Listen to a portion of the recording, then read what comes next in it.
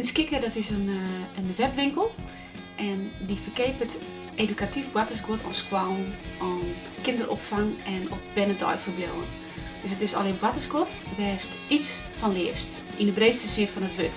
Dus dat kind wat te maken heeft met taal of met rekening, maar dat kind ook te maken heeft met de motoriek, iets bouwen, iets beetpakken of iets creatiefs.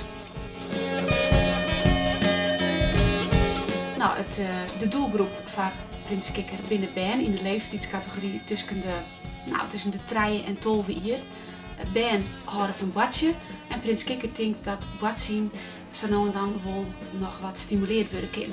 Binnen ze worden heel veel beeldscherm, dingen, dus computerspultjes en televisies in.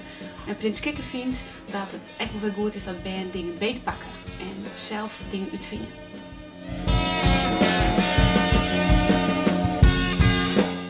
Vooral de doelgroep tussen de 3 en 12 jaar, maar natuurlijk ook vooral memmen en huiden, pakers en beppers of mensen die het watersgoed ziekje verantwoord voor hun baan of in hun klas.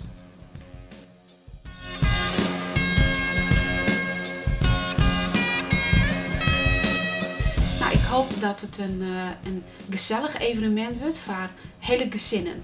Dus ik hoop dat er ouders komen met baan en dat die baan ook vooral plezier beleven op de beurs. Dus dat ze net alleen nog maar ons krimpjes hoeven te rennen, maar dat ze ook nog dat er wat te doen is ook voor de baan. Dat de huid en mem hun gerak hellen kennen bij de nodige stands, dat de baan ook lekker badje kennen. En dan hoop ik dat de ouders zorgen dat wat Prins Kikker verkeert op een webwinkel, dat dat interessant is voor bijvoorbeeld Sinterklaas.